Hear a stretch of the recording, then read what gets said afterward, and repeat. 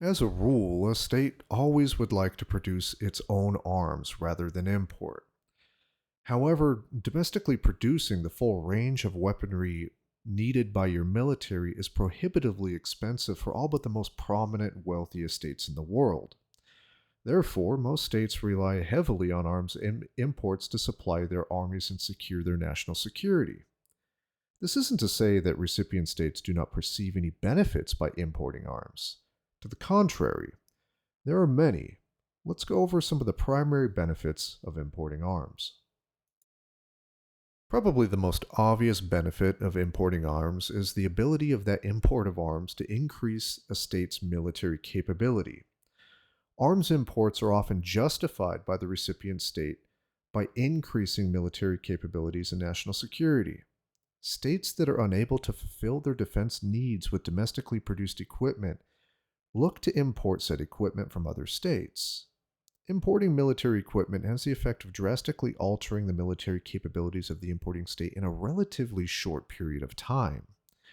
Unlike states that indigenously produce arms, importing states don't have to worry so much about the time lag between research and development and production.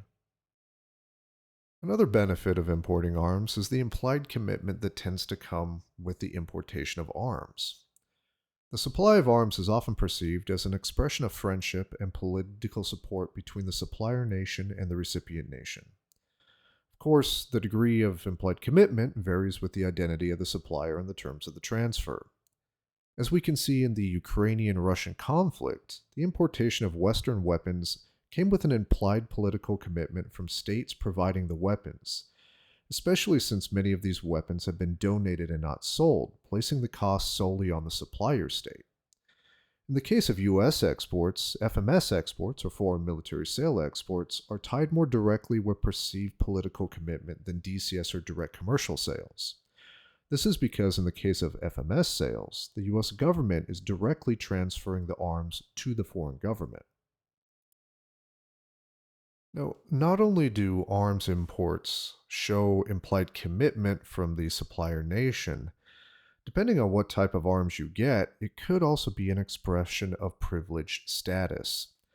Receiving sophisticated equipment not transferred to many other countries or being the first to receive a new type of weapon is likely to be perceived by the recipient and other states around it as indicative of a privileged status assigned by the supplier.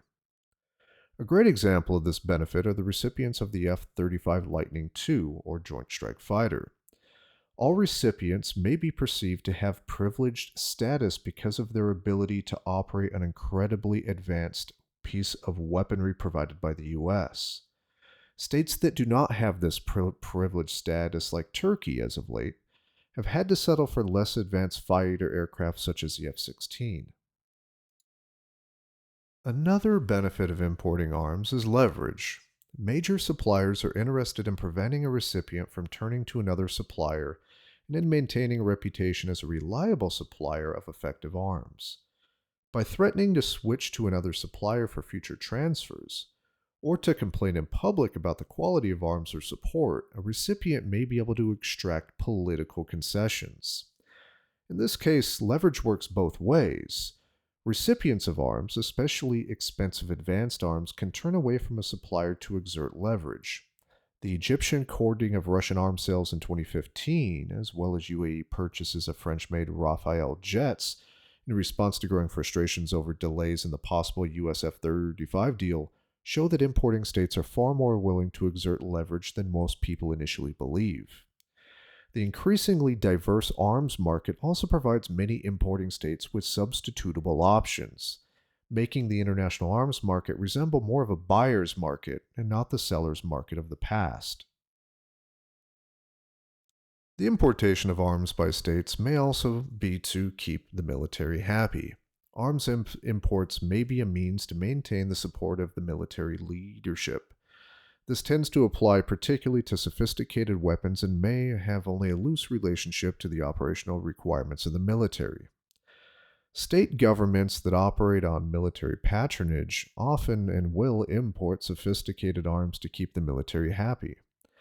Pakistani imports of sophisticated U.S. arms in the late 1990s and early 2000s can be interpreted as importing to keep the military political power base happy.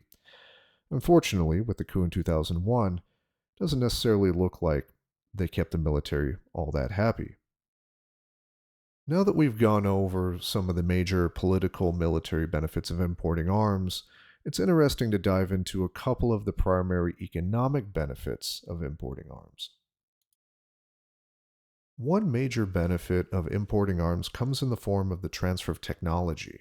Arms transfers may be linked in different ways to the transfer of technology, i.e., licensed production, linkage of arms transfers to investment by the supplier in industrial projects, and so on.